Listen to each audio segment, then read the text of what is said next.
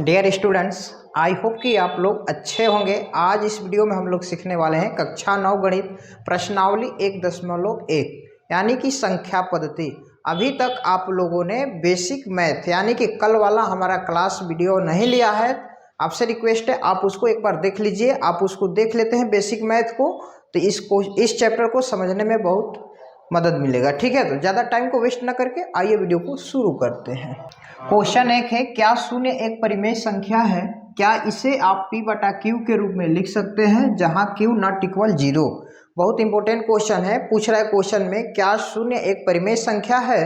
अगर है तो क्या इसे हम P/Q के रूप में लिख सकते हैं? और लिखेंगे भी तो Q का मान 0 नहीं होना चाहिए। ठीक है, तो आइए इसको हम लोग समझते हैं एक्चुअल में क्या शून्य परिमेय संख्या है या नहीं। तो इसका हम आंसर लिखना चाहेंगे तो लिख सकते हैं। देखिए, उसके बाद हम इसको एग्जाम्पल के थ्रू समझाएंगे भी। ठीक है, लिखेंगे यहाँ पे, हाँ शून्य एक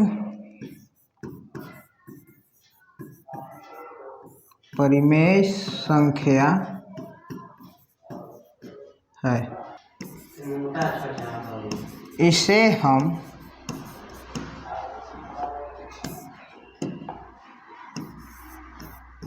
P/Q के रूप में लिख सकते हैं। ठीक है, पहला तो ये क्वेश्चन हमारा सॉल्व हो गया। क्या शून्य एक परिमेय संख्या है? तो हमने लिख दिया कि हाँ शून्य एक क्या है, परिमेय संख्या है, इसे हम P/Q के रूप में लिख सकते हैं। लिखेंगे तो कैसे लिखेंगे, देखिए एग्जाम्पल स्वरूप हम लोग समझेंगे।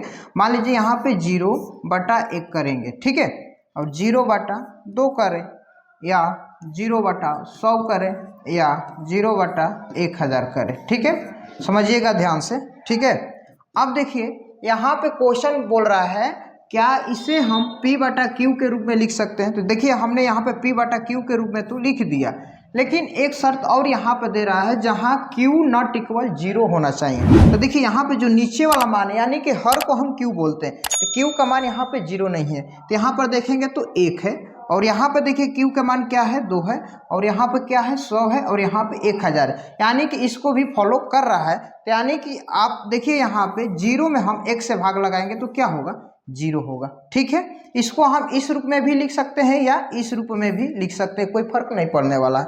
इस रूप में लिखेंगे तब पर भी क्या होगा, परिमेय संख्या। उसी तरह सेम एडिटिव है यहाँ पे 0/2, 0 में हम 2 से भाग देंगे तो क्या होगा, 0 होगा।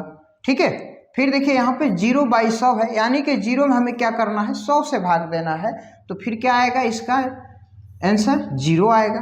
0 में 1000 से भाग लगाएंगे, ये भी क्या होगा, 0 होगा। ठीक है, याद रखिएगा हमेशा 0 ऊपर होना चाहिए, क्योंकि यहाँ पे बोल रहा है शून्य के बारे में। ठीक है, तो यहाँ पे Q के बराबर हमें 0 नहीं लेना है। उम्मीद करता हूँ कि अब आप लोग को ये समझ में आ गया होगा। ठीक है, नेक्स्ट क्वेश्चन की ओर चलते हैं। देखिए क्वेश्चन नंबर 2 है, 3 और 4 के बीच में 6 परिमेय संख्याएं ज्ञात करें। बहुत इंपॉर्टेंट क्वेश्चन, ऐसा सब क्वेश्चन आपके एग्जाम में देता है। ठीक है, देखिए इसको हम 2 तरीका से बताएंगे, आप पहले इसको बढ़िया से समझ लीजिएगा। ठीक है, देखिए यहाँ पे पहला मेथड 1 लेकर चल रहे हैं। ठीक है, एकदम शॉर्ट ट्रिक है, इसके मदद से आप बना सकते हैं।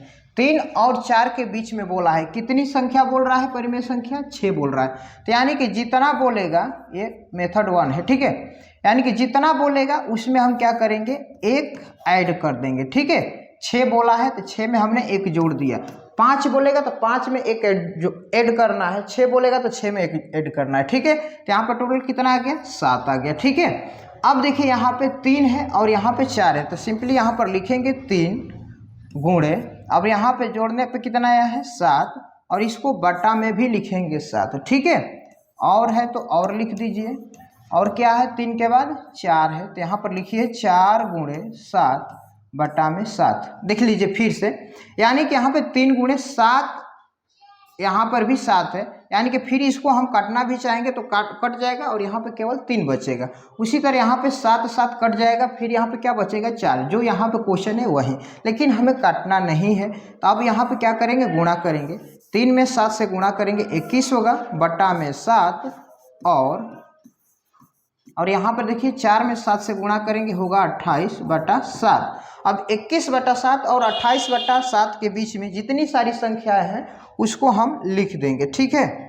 अब देखिए यहाँ पे क्या है, 21/7 के बाद क्या है, 22/7, 23/7, 24/7, 25/7, 26/7, 27/7। देखिए 28/7 यहाँ पर ऑलरेडी है तो उसको हमें नहीं लेना है। देखिए यहाँ पे कितनी संख्याएं बोल रहा था, 6 संख्याएं बोल रहा था, तो यहाँ पे 1 संख्या, 2 संख्या, 3 संख्या, 4 संख्या, 5 संख्या, 6, यानी कि एकदम सेम टू सेम आ गया है दोनों के बीच में परफेक्ट तरीका से, ठीक है। उम्मीद करता हूँ कि ये क्वेश्चन आप लोग को समझ में आ गया होगा, ठीक है। नेक्स्ट क्वेश्चन है, देखिए यहाँ पे क्वेश्चन नंबर 3/5 और 4/5 के बीच 5 परिमेय संख्याएं ज्ञात कीजिए, ठीक है। अब वहां पे क्या था, इसे पीछे वाले क्वेश्चन में क्या था, नॉर्मल क्वेश्चन था, लेकिन यहाँ पे अब फ्रैक्शन में दे दिया। 3/5 और 4/5 के बीच में कितनी परिमेय संख्या लिखना है। हमने क्या बोला था, जितनी संख्या पूछेगा उतनी संख्या को हम यहाँ पर लिखेंगे। 5 बोल रहा है तो 5 लिखेंगे और उसमें 1 जोड़ देंगे। अब देखिए यहाँ पर 6 आ गया, 3/5 है तो यहाँ पर लिखेंगे 3/5, ठीक है। अब यहाँ पे ऊपर और नीचे दोनों में क्या करना है, 6 से गुणा करना है। ध्यान से देखिएगा, एकदम इजी मेथड है ये।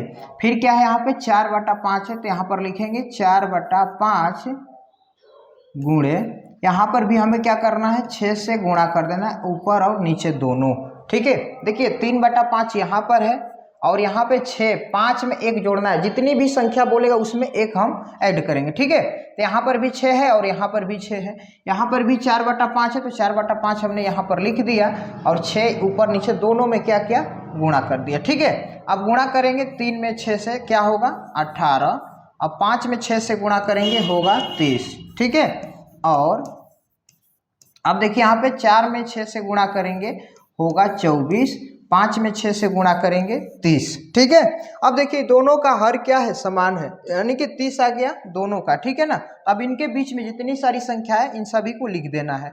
18/30 के बाद क्या होगा, 19/30, इसके बाद फिर आएगा 20/30, फिर 21/30, 22/30, 23/30, ठीक है। कितनी संख्या पूछ रहा था, 5 संख्या था। देखिए 5 संख्या हमारा निकल गया है दोनों के बीच में, जो कि इस क्वेश्चन का करेक्ट आंसर हो गया, ठीक है। चलते हैं नेक्स्ट क्वेश्चन की तरफ। देखिए क्वेश्चन नंबर 4 है, नीचे दिए गए कथन सत्य है या असत्य, कारण के साथ अपने उत्तर दीजिए, ठीक है। पहला है यहाँ पे, प्रत्येक प्राकृत संख्या एक पूर्ण संख्या होती है। यहाँ पर देखिए प्रत्येक प्राकृत संख्या है, क्या वो एक पूर्ण संख्या होती है। तो आपको पता होगा प्राकृत संख्या, आपने हमारा बेसिक क्लास लिया होगा तो हमने बताया था प्राकृत संख्या किसको बोलते हैं और कहाँ से स्टार्ट होती है, और पूर्ण संख्या कहाँ से स्टार्ट होती है, आपको हमने बता रखा है, ठीक है। नहीं देखे हैं तो इस वीडियो के हम आई बटन में लिंक दे देंगे, वहां से आप जाकर देख सकते हैं, ठीक है। तो प्राकृत संख्या जो होती है 1 से स्टार्ट होती है, 1 2 3 4 डॉट डॉट डॉट डॉट, ये इन्फिनाइट यानी कि अनंत तक चली जाती है। फिर पूर्ण संख्या क्या होती है, 0 से स्टार्ट होती है, 1 2 3 डॉट डॉट डॉट, ये भी इन्फिनाइट हो जाती है यानी कि अनंत तक चली जाती है। लेकिन यहाँ पे क्वेश्चन क्या बोल रहा है, प्रत्येक प्राकृत संख्या एक पूर्ण संख्या होती है। आप यहाँ पे बोल सकते हैं बिल्कुल होती है। क्यों, क्योंकि प्राकृत संख्या 1 से स्टार्ट हो रही है और पूर्ण संख्या 0 से स्टार्ट हो रही है। तो देखिए यहाँ पे हम 0 को छोड़ देते हैं तो जितनी सारी जो संख्या होगी वो सभी की सभी क्या है, प्राकृत संख्या में है ना। यानी कि सभी के सभी प्राकृत संख्या पूर्ण संख्या में भी यहाँ पर है, तो इसलिए हम बोल सकते हैं कि ये कथन क्या है, सत्य है। क्या है जी, सत्य है, क्योंकि सभी प्राकृत संख्या क्या है, पूर्ण संख्याएं होती है, ठीक है ना। चलते हैं अगला क्वेश्चन की तरफ। देखिए सेकेंड नंबर क्वेश्चन है, प्रत्येक पूर्णांक एक पूर्ण संख्या होती है। यहाँ पे प्रत्येक पूर्णांक की बात बोला है, तो देखिए हमने पूर्णांक की बात बोला है तो हम पूर्णांक संख्या रेखा पे आपको बता रहे हैं। ध्यान से देखिएगा, ये 0, ये प्लस का 1, प्लस का 2, प्लस का 3, ठीक है। ये माइनस का 1, माइनस का 2, माइनस का 3। अब यहाँ पर देखिए प्रत्येक पूर्णांक एक पूर्ण संख्या होती है, बिल्कुल यहाँ पे गलत है, थोड़ा और एक स्टेप बढ़ा देते हैं। देखिए यहाँ पे एक स्टेप और बढ़ा देते हैं यहाँ पे, ठीक है। अब देखिए यहाँ पे प्लस का 4 लिखेंगे, यहाँ पे प्रत्येक पूर्णांक एक पूर्ण संख्या होती है, तो हम बोल सकते हैं कि ये जो कथन है ये गलत है। तो पूर्ण संख्या क्या है, अब आप यहाँ पर देखिए 4 जो है प्लस का क्या है, यह एक पूर्ण संख्या है। तो यानी कि यहाँ पे क्वेश्चन में दिया है प्रत्येक पूर्णांक एक पूर्ण संख्या होती है, तो ये असत्य है। प्रत्येक पूर्णांक नहीं दिया होता तो हो जाता आंसर सत्य है, लेकिन यहाँ पर प्रत्येक पूर्णांक बोला है, इसलिए ये कथन क्या है, गलत है। इसका आंसर करेक्ट क्या होगा, यह असत्य है, यह असत्य है, इसलिए कथन गलत है। नेक्स्ट क्वेश्चन, अब देखिए यहाँ पे तीसरा नंबर क्वेश्चन है, प्रत्येक परिमेय संख्या एक पूर्ण संख्या होती है। प्रत्येक परिमेय संख्या की बात बोला है, प्रत्येक परिमेय संख्या क्या होती है, एक पूर्ण संख्या होती है। तो ये भी गलत है। क्यों गलत है, देखिए हम इसका एग्जाम्पल के तौर पे एक लेते हैं मान। देखिए परिमेय संख्या बोल रहा है, सभी के सभी परिमेय संख्या क्या होती है, पूर्ण संख्या होती है। अब देखिए यहाँ पे √25 ले लेते हैं, ठीक है, √25। तो यहाँ पर देखेंगे √25 क्या है, इसका मान क्या होगा, 5। ये तो एक हो गया, मान लीजिए कि पूर्ण संख्या हो गया। यानी कि प्रत्येक परिमेय संख्या भी पूर्ण संख्या नहीं होती है, कोई कोई संख्या है। अब यहाँ पे √9 करते हैं, तो यहाँ पर देखिए ये क्या होगा, 3 क्या है, ये एक पूर्ण संख्या हो गया, ठीक है ना। आपको समझ में आ गया होगा तीनों पॉइंट। आई होप कि आप लोग समझ गए होंगे 1.1 का सभी क्वेश्चन को। अभी भी नहीं समझ में आया तो वीडियो को 1 से 2 बार होकर फिर से देखिए, हमें उम्मीद है आपको जरूर समझ में आ गया। वीडियो अच्छा लगा हो तो वीडियो को लाइक कर दीजिए, चैनल पर आप पहली बार हैं तो चैनल को भी सब्सक्राइब करके बेल आइकन को ऑल पर प्रेस कर लीजिएगा, क्योंकि इसी तरह के और सारे नए नए वीडियो आपको टाइम टू टाइम मिलते रहेंगे। तब तक के लिए आपका बहुत बहुत धन्यवाद। जय हिंद।